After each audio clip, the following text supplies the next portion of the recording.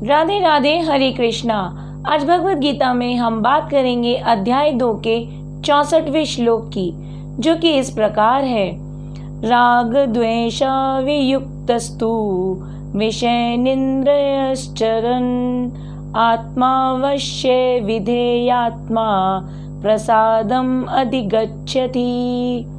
अर्थात, लेकिन जो मन को वश में रखता है वह इंद्रियों के विषयों का भोग करने पर भी राग और द्वेष से मुक्त रहता है और भगवत कृपा प्राप्त करता है।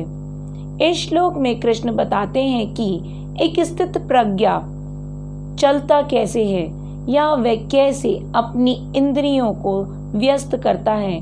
तो कृष्ण कहते हैं, राग द्वेष वियुक्त स्तु, जो मुक्त है राग और द्वेष से।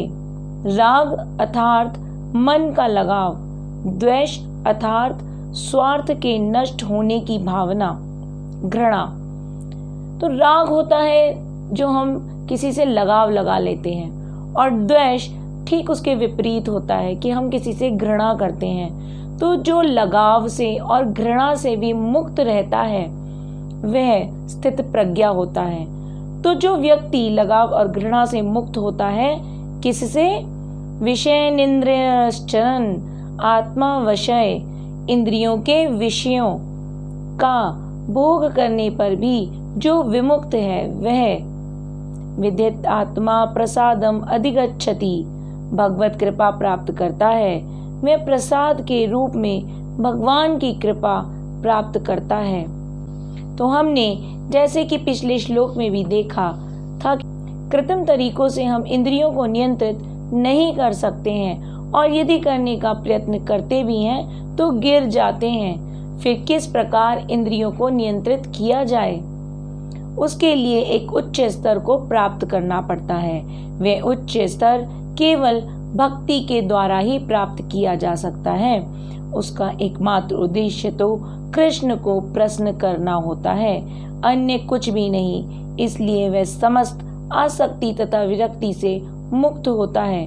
जो स्थित प्रज्ञा होता है, जो कृष्ण भावना मृत होता है, वह इस शरीर व इन इंद्रियों से विभिन्न गतिविधियां कराता रहता है। जो समानता देखने पर ऐसा लगता है कि यह लोग हमारी ही तरह तो हैं। जो एक साधारण मनुष्य है और जो एक भक्त है, उन दोनों के कार्यों में कोई अंतर नहीं होता, केवल उसको करने के तरीके में अंतर होता है।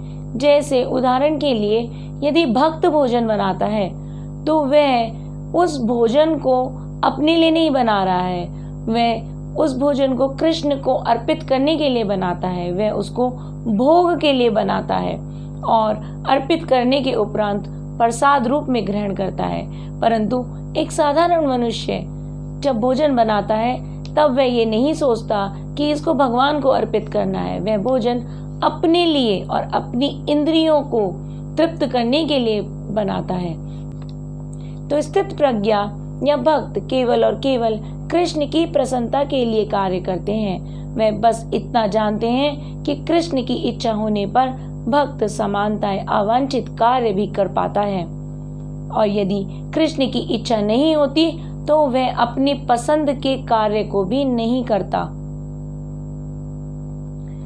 वह उस कार्य को भी नहीं करेगा जिसे सामान्य रूप से वह अपने लिए करता हो। अर्थात जो कार्य वह करता भी नहीं या उसे करना पसंद नहीं, वह कार्य भी कृष्ण की इच्छा से भक्त कर लेता है। और जो उसका पसंदीदा कार्य है, कृष्ण की इच्छा ना हो तो भक्त उस कार्य को छोड़ देता है। अतः कर्म करना या ना करना उसके वश में रहता है, क्योंकि वह केवल कृष्ण के निर्देश के अनुसार ही कार्य करता है। यही चेतना भगवान की अहेतु की कृपा है, जिसकी प्राप्ति भक्त को इंद्रियों में आसक्त होते हुए भी हो सकती है। तो स्थित प्रज्ञा की इंद्रियां भी स्वतंत्र हैं कुछ भी करने के लिए, परंतु इस निर्देश के साथ कि वह वही कार्य संपादित करेगी जो कृष्ण को प्रसन्नता प्रदान करती है।